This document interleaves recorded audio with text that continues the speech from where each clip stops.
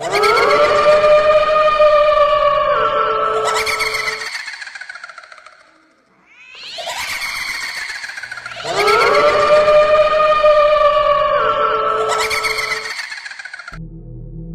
कीजिए आप रेगिस्तान के बीच खड़े हैं। चारों तरफ सिर्फ रेत, कानों में बस हवा की सनसनाहट और आपके सामने अंधेरे में खड़ा एक ऐसा पत्थर का दैत्य जो इंसान के समझ से परे है। रात का सन्नाटा इतना गहरा कि आपकी धड़कन भी चीख लगे और उसी सन्नाटे में अचानक आपको लगता है कि कोई और भी खड़ा है। लेकिन जब मुड़कर देखते हैं वहाँ सिर्फ पिरामिड है। यह सिर्फ पत्थरों का ढेर नहीं, यह महान पिरामिड ऑफ गीज़ा है। आज हम जानेंगे यह कब बना, क्यों बना और इसके पीछे क्या ऐसा रहस्य है जिसे 4500 साल बाद भी विज्ञान सुलझा नहीं पाया। लेकिन सावधान रहिए, क्योंकि इस सफ़र में आप अकेले नहीं होंगे। यह पिरामिड लगभग 2580 ईसा पूर्व से 2560 ईसा पूर्व के बीच बनाया गया। इसे मिस्र के चौथे वंश फराओ खुफू के शासनकाल में बनवाया गया।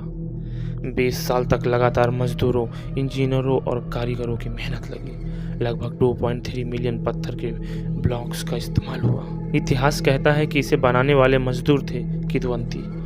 कहती है कि इसमें गुलामों की चीखें दबी हुई हैं। रात को अगर आप ध्यान से सुने, हवा के साथ कुछ चीखें अब भी गूंजती हैं। माना जाता है कि यह पिरामिड फराओ खुफू की कब्र था। प्राचीन मिस्रवासी मृत्यु को अंत नहीं मानते थे, बल्कि एक नई यात्रा मानते थे। उनका विश्वास था कि राजा की आत्मा का आसमान में सितारों तक जाएगी। इसलिए पिरामिड को एक आत्मिक द्वार बनाया गया। लेकिन सवाल यह है, अगर यह सिर्फ मकबरा था तो फिर किंग्स चैम्बर का ताबूत खाली क्यों है? शरीर कहाँ गया? या फिर वह अब भी कहीं भीतर है, हमें देख रहा है? हर पत्थर 2 से 3 टन का। वैज्ञानिक मानते हैं कि मजदूरों ने ढलानों का उपयोग किया। लेकिन असली सवाल है, इतनी सटीकता और इतनी ऊंचाई उस दौर में कैसे संभव हुई? चारों दिशाओं के साथ परफेक्ट अलाइनमेंट, उत्तर, दक्षिण, पूर्व, पश्चिम। यह तकनीक उस समय इंसानों के लिए असंभव सी लगती है। क्या वाकई यह इंसानों ने बनाया या इसमें किसी और शक्ति का हाथ था? कई लोग मानते हैं ये एलियंस का काम है और कुछ कहते हैं यह एक ऊर्जा टावर है जो अब भी सांस ले रहा है। कई शोध बताते हैं कि पिरामिड की दिशा ओरायन बेल्ट के सितारों से जुड़ी है। फराओ मानते थे कि उनकी आत्मा सीधा उन्हीं तारों की ओर जाएगी, पर रहस्यवादी कहते हैं ये सितारे नहीं बल्कि किसी और लोक का द्वार है। कई बार रात को आसमान देखने वाले यात्रियों ने दावा किया है कि पिरामिड के ऊपर अजीब सी रोशनी मंडराती है, जैसे कोई अदृश्य ताकत उसे छू रही है। मान्यता, जो भी मृतक राजा की नींद तोड़ेगा, मौत उसका पीछा करेगी।